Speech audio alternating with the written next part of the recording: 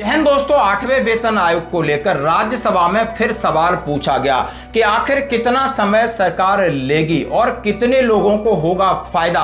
और दूसरी बात है, उन्होंने कहा है कि जितने वेतन आयोग पहले से लगाकर 7वें तक, तो क्या मिनिमम आपकी सैलरी रही है, क्या मैक्सिमम रही है, यानी क्या रेशियो आपने वर्कआउट किया है, यानी यदि जवान की कितने परसेंट बढ़ती है और टॉप लेवल यानी पे लेवल 18 की कितनी बढ़ती है, उसके ऊपर भी बोला है कि इसको आप रिस्ट्रिक्ट कीजिए। यानी जैसा आपने देखा होगा, हमें 2.57 का फिटमेंट फैक्टर मिला और ऊपर वाले जिनकी ज्यादा उन्हें 2.82 तक गया, तो ये नहीं होना चाहिए। तो यानी कॉमन फिटमेंट फैक्टर होना चाहिए। ये भी मैं चार्ट आपके सामने दिखाऊंगा कि पहला वेतन आयोग से लगा करके 7वें वेतन आयोग में क्या क्या गुल खिले हुए हैं, अब 8वें में क्या मांग की जा रही है और कितना फायदा होगा।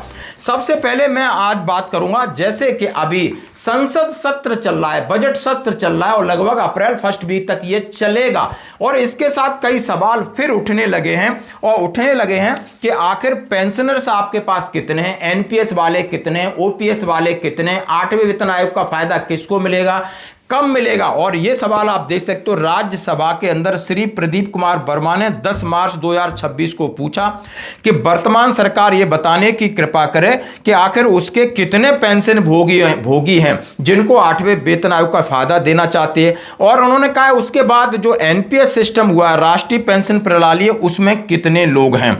तो पंकज चौधरी जी ये जवाब देते हैं कि केंद्र सरकार के कर्मचारियों की संख्या लगभग 50.14 लाख है। कर्मचारियों की संख्या नेशनल पेंशन सिस्टम एनपीएस और ओल्ड पेंशन स्कीम के तहत केंद्र सरकार के पेंशनर्स की कैटेगरी के हिसाब से एनपीएस वाले 31 जनवरी 2026 तक 49,802 और पुराने पेंशनर 8/12/2025 तक लगभग 69 लाख उन्होंने पेंशनर की बात कही है कि इतने कर्मचारी हैं और इतने पेंशनर्स हैं, उनको किस प्रकार से फायदा होगा। ये सवाल फिर एक लक्ष्मीकांत पप्पू ने ये लोकसभा में पूछा कि 8वें वेतन आयोग का जो कमीशन है उसमें क्या क्या चीजें शामिल हैं और किन किन को फायदा मिलेगा। तो उन्होंने बोला केंद्रीय कर्मचारी पेंशनर्स को फायदा मिलेगा, उनके वेतन में होगा, भत्ते में होगा, बोनस में होगा, अलाउंसेस में होगा। ये फायदे की उन्होंने बात का जवाब दिया वित्त राज्य मंत्री पंकज चौधरी जी ने। फिर कहा कि केंद्र सरकार ने केंद्रीय कर्मचारियों पेंशनर के लिए 8वें वेतन का गठन हो गया, 18 महीने का समय दिया गया है, आयोग का कार्यालय दिल्ली में स्थापित हो गया है। विभिन्न कर्मचारी संगठन पेंशनर विशेषज्ञों से सुझाव मांगे जा रहे हैं। फिलहाल सरकार ने 8वें वेतन आयोग की सिफारिशों को लागू करने की तय तारीख घोषित नहीं की है। हालांकि विशेषज्ञ अब ये कह रहे हैं आयोग की रिपोर्ट आने के बाद सरकार 3 से 6 महीने का समय लेगी और उन्होंने कहा सबको फायदा एरियर के साथ 1 जनवरी 2026 को मिलेगा। यानी राज्यसभा और लोकसभा में अभी भी 8वें वेतन आयोग को लेकर सवाल चल रहे हैं, क्योंकि जो जनप्रतिनिधि जानना चाहते हैं कि आखिर सरकार का रुख क्या है। सरकार ने अपना रुख स्पष्ट कर दिया। दोस्तों ये आपके सामने रखा। अब मैं बात रखूंगा कि पे कमीशन का चार्ट। अब इसमें बड़ी बात क्या होती है कि यहां इस देश में जैसे कहा जाता है कि गरीब और गरीब होता है, अमीर और अमीर होता है, और यह भी कहा जाता है कि लगभग 85% प्रॉपर्टी वो 15% लोगों के पास है।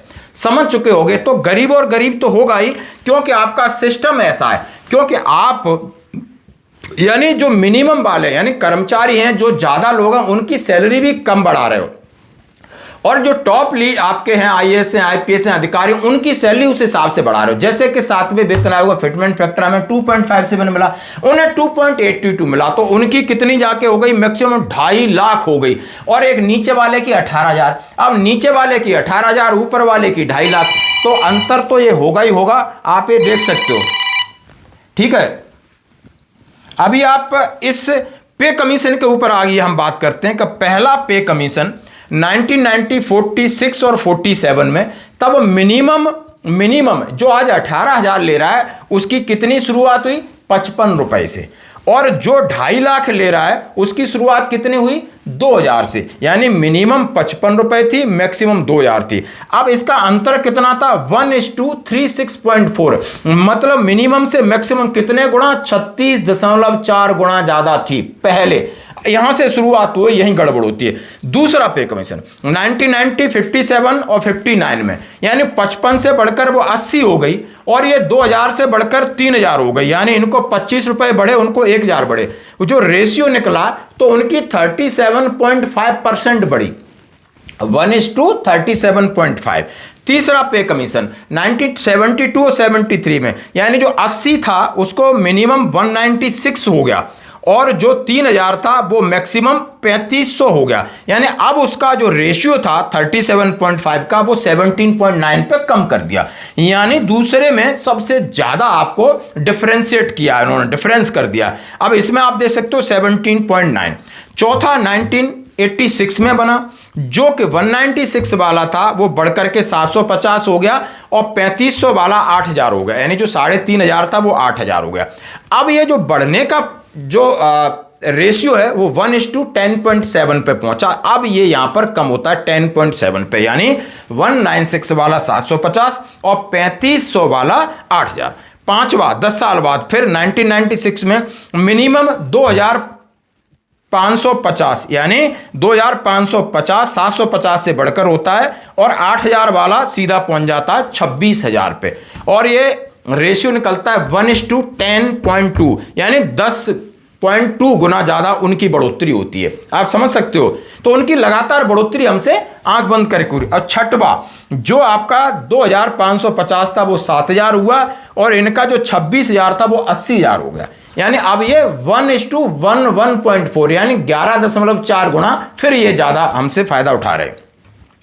सातवां, जहां आप जानते हो कि 7000 से बढ़कर के आपकी कितनी होती है 18000, और 80000 वाली हो जाती है 2.5 लाख, यानी 1:13.9 का रेशियो फिर गया, यानी 14 गुना ज्यादा। अब ये कह रहे हैं कि 8वें वेतन आयोग में ये नहीं होना चाहिए, और बढ़ने का रेशियो है 1:8 तक आना चाहिए, 1:8 तक आना चाहिए, और इसको कम करना होगा। यानी फिटमेंट फैक्टर जैसा 7वें वेतन आयोग में आपने 2.57, 2.62, 2.68, 7.282, वाई जब जिसकी ज्यादा है उसे और डबल फायदा हो रहा है, उसको तो 1 गुणांक भी, क्योंकि उसकी तो यानी आप समझ सकते हो जो 2.5 लाख है अभी, उसको यदि आप फिटमेंट फैक्टर ले जाओ तो वो तो 10 लाख से ज्यादा निकल के चला जाएगा, और यहां ये 18000 वाले कहां घिस रहे हैं 30000, 36000, 37000 पे लगा रहे हैं। तो ये भी बहुत जरूरी है, और वेतन आयोग के सामने ये जेसीएम स्टाफ साइड ने वर्कआउट किया है कि हम इस बात को भी रखेंगे।